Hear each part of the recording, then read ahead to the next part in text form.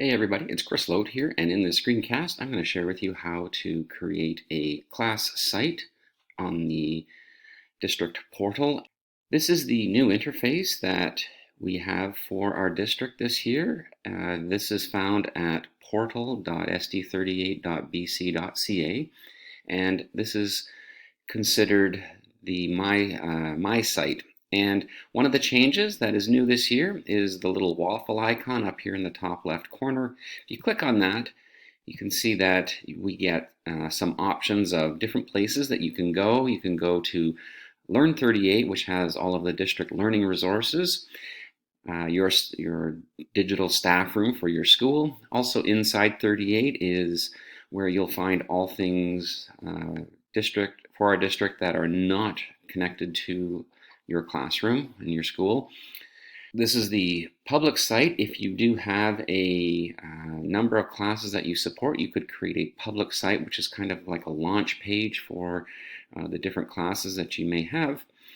My site is actually where we are right now, and then OneDrive, which is a place to collaborate and store documents. I'm going to go down here to the My Classes and create a class. And before I do that, I'm just going to very quickly explain the difference between a group and a class. A group is very similar to a class. The only thing that a group won't have is anything student related. So a group will not have a portfolio, it won't have assignments, won't have student blogs and a student list.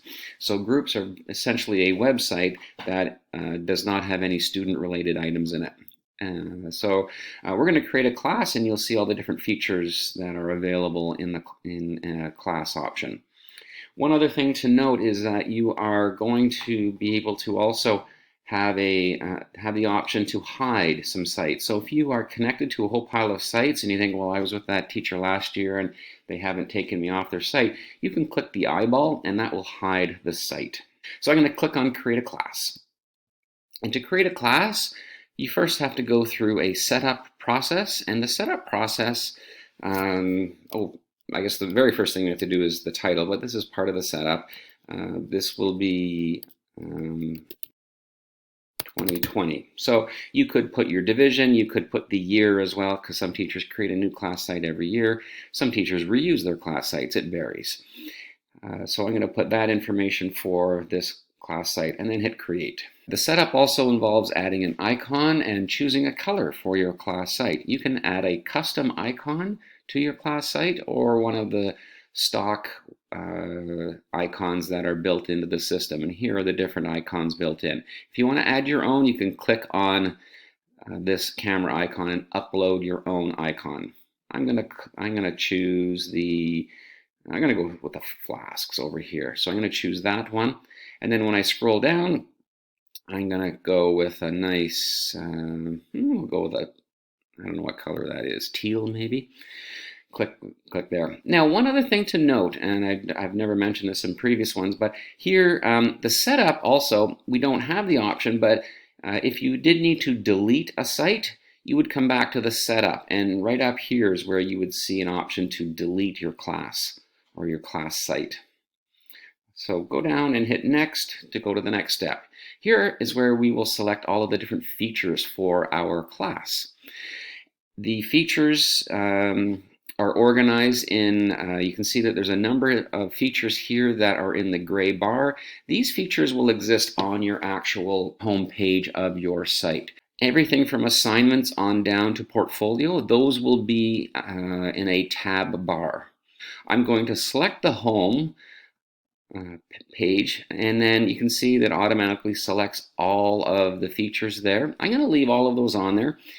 You can see down here we've got assignments. We're going to select that. Shared documents is a space where kids can go in and collaborate on documents, or you can collaborate with them. Student list will have a list of all of the students there, and this will have links to the student blogs, which are viewable by all of the other kids in the class. So if you're going to use student blogs, if you click student blogs, you can see student list automatically is selected.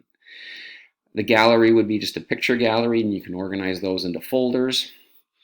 This would be your teacher blog. So if you had a teacher blog, you could, or if you're interested in doing a teacher blog, you could do that. The discussion would be almost like an online discussion forum where kids can post questions and they can also interact with each other. So either the teacher or the students can answer the questions or prompts or provocations that are posted in the discussion. And lastly, the portfolio is where the students, of course, are going to have all of their artifacts of learning kept. Now, you're not going to have all of those selected and be able to maintain all of that. So I've selected all of them simply because we're going to show what they look like on the site. You will also be able to turn these off at any time and turn them on, so they will disappear or reappear. The content will still be there, they just won't be visible on the site. I'm going to click on the next button down here to go to the Access page. The Access page is where we are going to be able to set permissions of who is able to see the page and who is able to access it. Of course, this is where you're going to add your students and perhaps other teachers that you might collaborate with, or maybe teachers that will support you in your role at your school. For most people, you can skip the readers part and go down to the students. You will probably have some more content here in this space. This is going to be where you can add all of the students in your class. So if you are an enrolling teacher and you have a class set up on MyEdBC, that should appear here. Elementary teachers, that may not appear right away at the beginning of the year. We have to wait a little bit until that content gets entered into the system. If you do have this does not appear here, then you can type in a student name. And we do have some demo students in our district. Their name is E_student 1 and 2. So there's a demo student. If you do type the student's name, you don't have to do the whole name. You can just type part of the name, and then I would click Add. And I'm going to add both of those demo students, and those students will appear up here. Lastly, down here are the teachers section, and this is where you can add teachers that you might want to collaborate with. If you team teach, you can add that other teacher. I'm going to add Ellen Reed's name, and there she pops up, and I would add her as a teacher that will be able to access the site, and those teachers can also make edits as well. So the benefit of adding a teacher is that the class will appear up on their My site. Those teachers could very easily access your class site from that list. So that would be the benefit of adding them here. After you have added any support teachers or administrators that you would like to be able to connect with the kids in your site, then down here you would click on Finish. Here's my site. You can see on my home page I have special announcements, edit content, and then all of the different features down here that populate the body of the site. Up here you can see in the tab bar I have all of the different options like assignments, student list, gallery, blog, etc. I'm going to click on student list to show you what that looks like, and my two demo students here are listed there. Because our district has changed how the name is displayed, you'll notice there's no longer their student number displayed there.